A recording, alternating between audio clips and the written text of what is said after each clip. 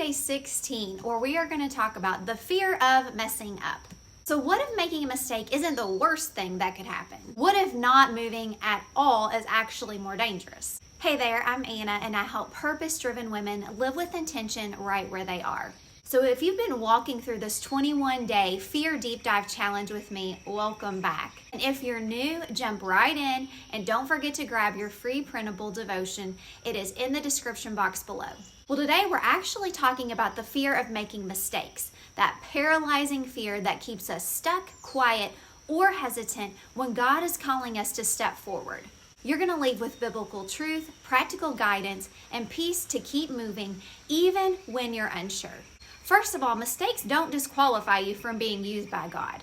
Acts 16:17 talks about, she followed Paul and the rest of us, shouting, "These men are servants of the Most High God." Even though the slave girl spoke the truth, she was being influenced by the wrong spirit. And Paul addressed it. But notice this. God used even her mistake to lead to Paul's ministry breakthrough later in that chapter, if you check out Acts 16 in full. God's plans aren't stopped by human error. My practical tip is if you've made a mistake, don't let shame keep you silent. Ask God for clarity, correct it if you need to, and then keep going. The enemy wants to use fear of failure to freeze your purpose. Don't let him. Second of all, God wants us to take initiative with what he's given. Matthew 25:24-25 says, "I was afraid and went out and hid your gold in the ground." The parable of the talents isn't about getting it perfect. It's about faithfully using what we've been entrusted with. Fear caused the third servant to bury what he was given, and then he ended up missing out on the blessing. My practical tip for you is to list out the gifts, opportunities, or resources you know God has given you.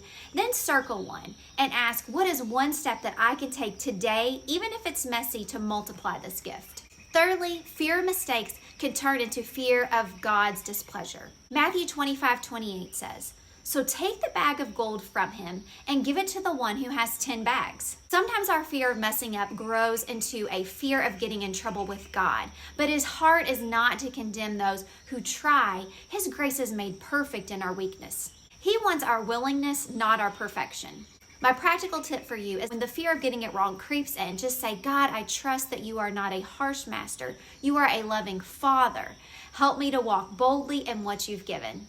So tomorrow we are talking about something deeply related. We're going to talk about the fear of getting in trouble with God. So maybe you've wrestled with whether he's mad at you, disappointed, or just waiting to punish you. We're going to talk about God's heart, his mercy, and what judgment really means. You don't want to miss day 17. Well, thanks so much for walking through this journey with me. And don't forget to like, comment, and share this video if it encouraged you today.